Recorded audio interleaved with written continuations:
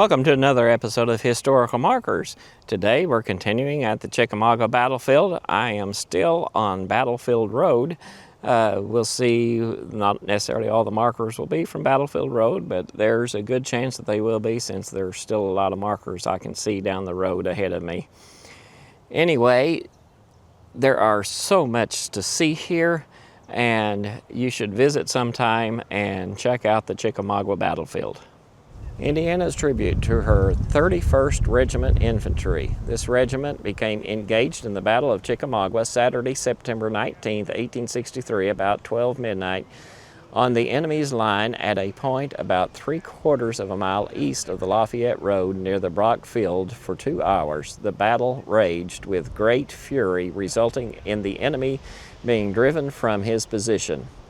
In the engagement, the regiment expended an average of 50 pounds of ammunition per man. Later in the afternoon, the regiment joined in a charge against the advancing enemy and repulsed him. The regiment bivouacked near the Kelly Field. Early Sunday morning, September 20th, this regiment took position on the line where this monument stands. Here, during the day, the enemy made several fierce assaults, but the position was held until 5 p.m. when the regiment was ordered to retire. And then let's go around and look at the front.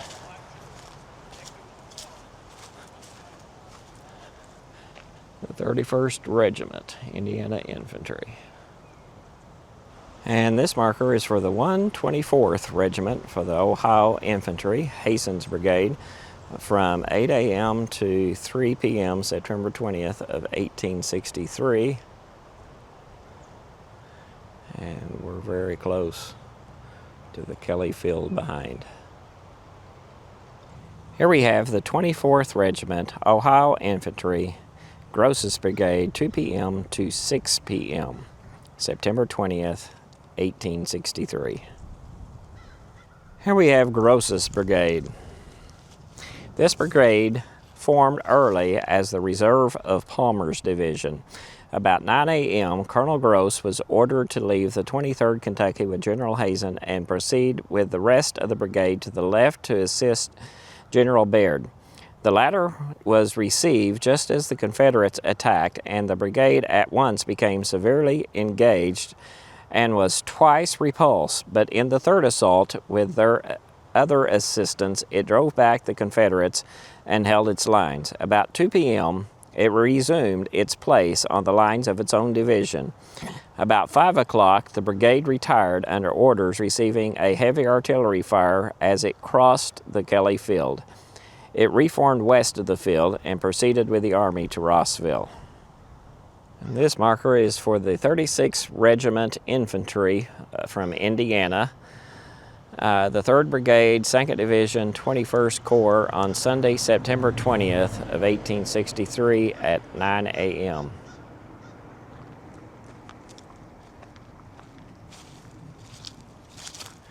You can see Kelly Field there through that gap. It says this battery was engaged September 19th, 1863 with Hazen's Brigade on the Brook Field from 12:30 until 3 p.m. when it was relieved and ordered to retire to the Rossville Road. Between 5 and 6 p.m. it went into action a little northeast of Poe House. September 20th, it occupied this position from daylight until 3:30 p.m. It was then ordered into position near Kelly House facing south. It remained in that position until ordered to retire to Rossville. And then to see the front of the marker, we can see this was Battery F, 1st Ohio Light Artillery, Hazen's Brigade, Palmer's Division, 21st Army Corps. Battery F, 1st Ohio Light Artillery. The battery came into this position at daylight and constructed a rude breastwork of logs. About 9 a.m., the enemy attacked with strong force, repeating his assaults many times. Notwithstanding the desperate character of these attacks, the position was stoutly maintained throughout. Near 2 p.m., the fire on both sides gradually ceased, with the exception of that of a few sharpshooters. Received orders at 4 p.m. from one of General Palmer's aides to withdraw to the Rossville Road. The battery limbered up and withdrew, having expended all ammunition but 15 rounds, and encamped for the night at Rossville. This marker is for the Indiana 10th Regiment Infantry, 2nd Brigade, 3rd Division, 14th Corps, Sunday, September 20th, 1863, from 4 p.m. to 5 p.m. This is the Texas Monument.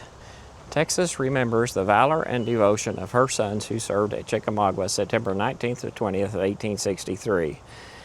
Here in the great Confederate breakthrough, Texans vied with each other to prove themselves worthy of the fame won by their brothers on other fields. Texas troops at Chickamauga were the 6th and 10th Texas Infantry and 15th Texas Cavalry, dismounted Colonel Roger O. Mills and Lieutenant Colonel T. Scott Anderson, 17th, 18th, 24th, and 25th Texas Cavalry, dismounted Colonel F.C. Wilkes, Lieutenant Colonel John T. Colt, and William A. Taylor, Douglas's Texas Artillery, Captain James P. Douglas, General James Deshler's Brigade, Cleburne's Division. And then there's several other listed there. It says, see other side.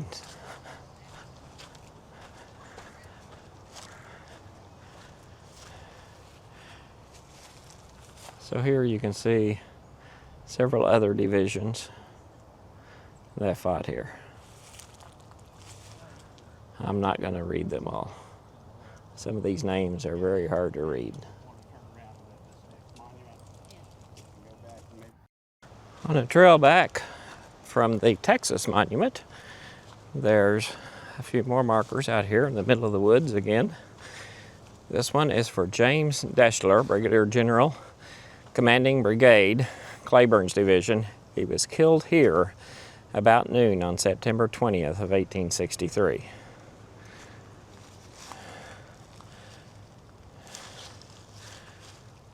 And there's the trail we just walked down to get back here behind the Texas Monument. And then just down a little ways, this is Deshler's Brigade. The brigade advanced to this position from a point to the left and rear, reaching it soon after 10 o'clock, and at once became severely engaged. The fighting continued with slight intermission until after 1 p.m. Soon after noon, General Deshler rode to the point of the heaviest fighting and was shot dead, pierced by a shell through the chest. Colonel Roger Q. Mills then took command and held his lines until the engagement ended.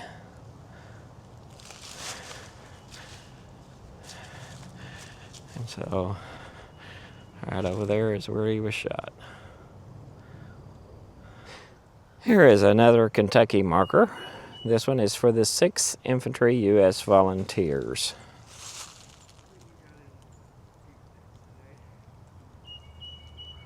Here's the 41st Regiment, Ohio Infantry, Hazen's Brigade, from 5 a.m. to 3 p.m. on September 20th of 1863. This is Hazen's Brigade. The brigade constructed log works on this line before daylight September 20th, forming with the 23rd Kentucky of Grose's Brigade, the right of Palmer's Division. The battery was formed on its left. The log works were so well constructed that only 13 enlisted men were wounded behind them during the early assault of the Confederates. These attacks were severe until noon. About 3 o'clock, the brigade was withdrawn from this line and sent to Snodgrass Hill to the assistance of General Thomas. And then this is the 6th Regiment, Ohio Infantry, Grose's Brigade, 2 p.m. to 6 p.m., September 20th of 1863.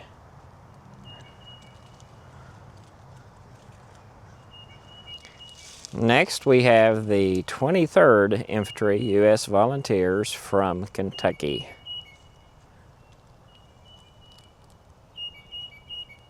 Here's the Indiana 74th Regiment Infantry, 2nd Brigade, 3rd Division, 14th Corps, from Saturday, September 19th 1863 from 12:30 p.m. Reynolds Division, Thomas's Corps. This division, early in the morning of the 20th of September, formed on the right of Palmer's division, prolonging the Union line to and beyond the Lafayette Road south of Kelly's. Turchin's brigade formed the left of the division, and Ed King's, posted west of the road, formed its right. These brigades were in two lines, and their fronts were protected by slight breastworks of rails, logs, and stones hastily constructed. Soon after 10 o'clock, Stewart's division of 3 brigades attacked upon Brannan's and Reynolds' fronts with great vigor, but were repulsed after severe fighting at close range with great loss, and were reformed upon the ground from which they first advanced. At 11 a.m., Longstreet's columns of 3 divisions pierced the Union line at the Brotherton House, where a gap had been left by the withdrawal of Wood's division. And after stubborn fighting, Brannan was forced away from Reynolds' right and retired to Snodgrass Hill. Reynolds then refused King's brigade on his right.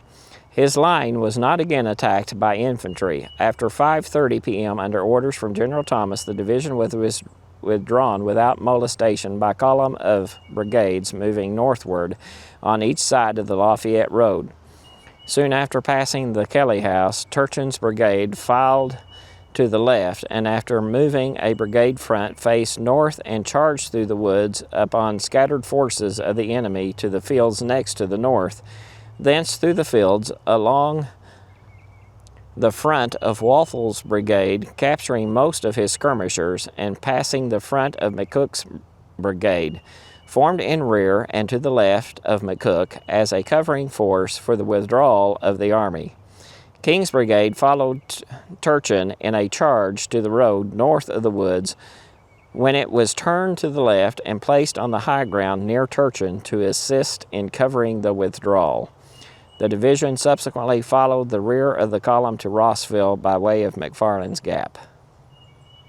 It says, this regiment, Colonel Philander P. Lane commanding, from 3 p.m. until 6 p.m. of the 19th of September 1863, was engaged about 1,000 yards east of the Rossville Road near the Brock Field. About 4:30 p.m. it participated in a charge made by its brigade, which resulted in a repulse of the enemy and the capture of some prisoners.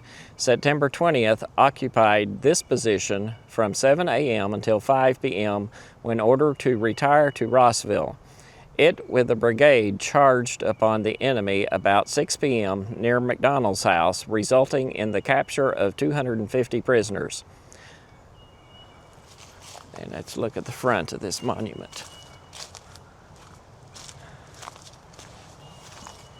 And this is the 11th Ohio Infantry, Turchin's Brigade, Reynolds Division, 14th Army Corps. Here we have the 92nd Ohio Infantry, Turchin's Brigade, Reynolds Division, 14th Army Corps.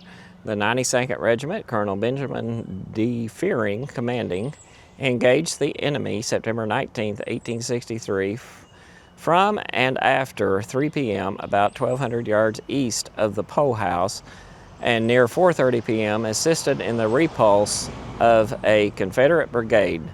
September 20th, the regiment held this position throughout the battle. In withdrawing about 6 p.m., it participated in charging the enemy's line near the McDonald House, taking some prisoners. Colonel Fearing was wounded on the 19th, after which the command devolved upon Lieutenant Colonel Douglas Putnam.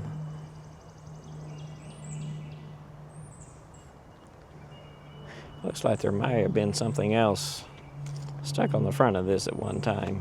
That's it.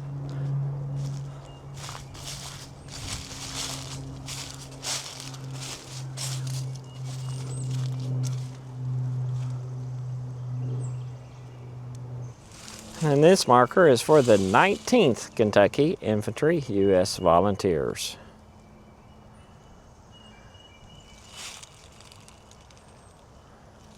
Turchin's Brigade. The brigade formed on this line early September 20th and constructed log works on its front. The Confederates attacked soon after 10 a.m. and after an hour's fighting were repulsed. After the break in the center of the Union line near Brotherton's, the right of the brigade was thrown to the rear and faced south. E.A. King's brigade on its right being still further withdrawn and faced toward Poe's and the Lafayette Road.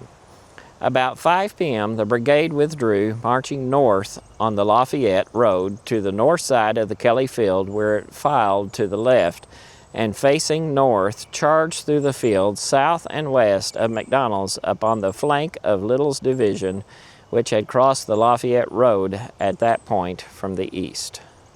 Indiana's tribute to her 21st Battery, September 19, 1863. This battery went into action northeast of the Poe House and fired 190 rounds at 3 p.m., was moved near to Brockfield and took position and went into action firing case and canister until about 4:30 p.m. when the brigade withdrew. September 20th went into position at this point and was engaged for several hours, after which it moved a short distance to the rear and was engaged until 2 p.m. when it was ordered to the rear and out of action.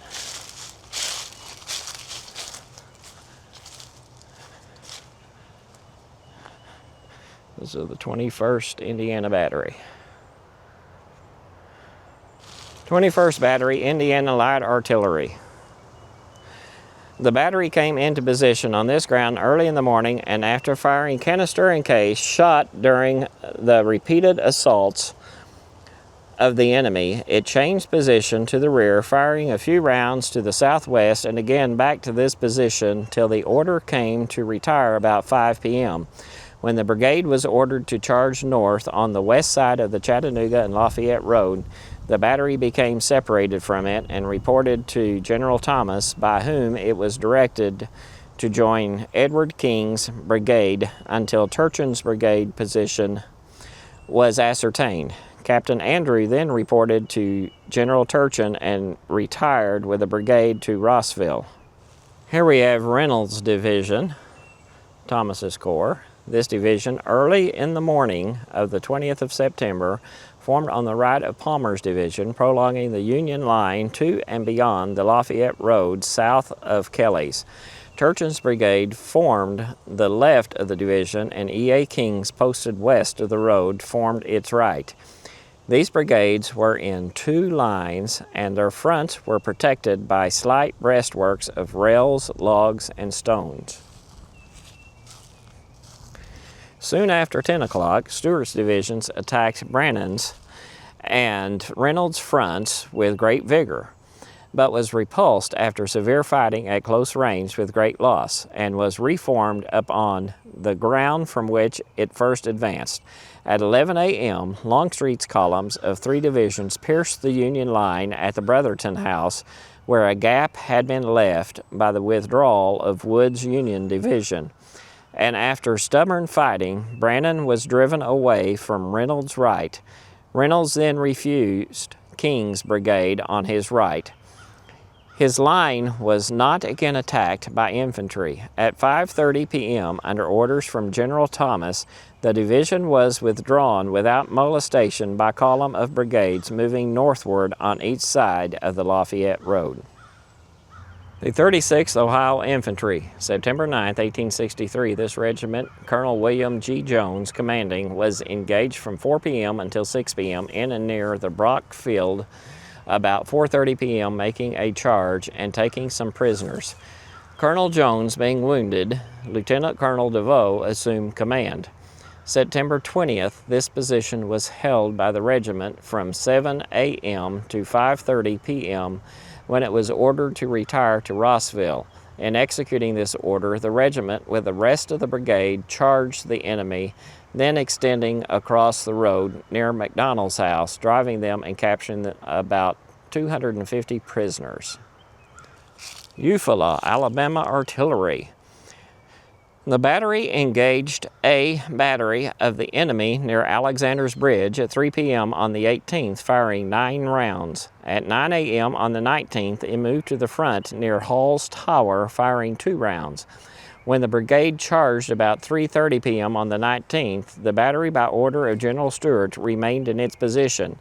At dark, the battery was ordered to Alexander's Bridge with 4 pieces of artillery and 1 caisson, reported captured by the brigade, and encamped there for the night. Took position in line with the brigade at 8 a.m. on the 20th. At 5:30 p.m., it moved the brigade to this position and opened a rapid and destructive fire upon the enemy, who was then retiring from the field. And this is the Alabama Monument.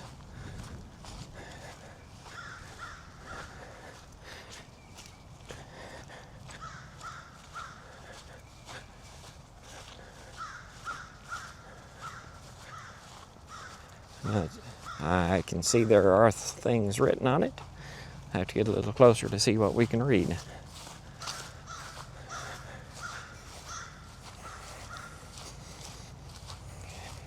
In tender memory of Alabama soldiers who fought and fell on Chickamauga battlefield, this shall point to those exciting scenes and visions long since flown, for memory is the only friend that grief can call its own.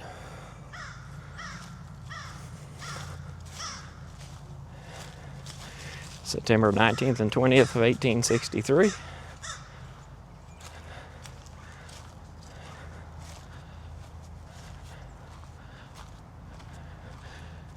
And then here we rest. And then out in the woods here, just past the Alabama Monument, you can see they've been doing some burning through here. There is this Georgia 4th Battalion Sharpshooters, Major T.D. Caswell, Captain B.M. Turner, Lieutenant Joel Towers, Bates Brigade, Stewart's Division, 11:30 p.m. to September 20th of 1868.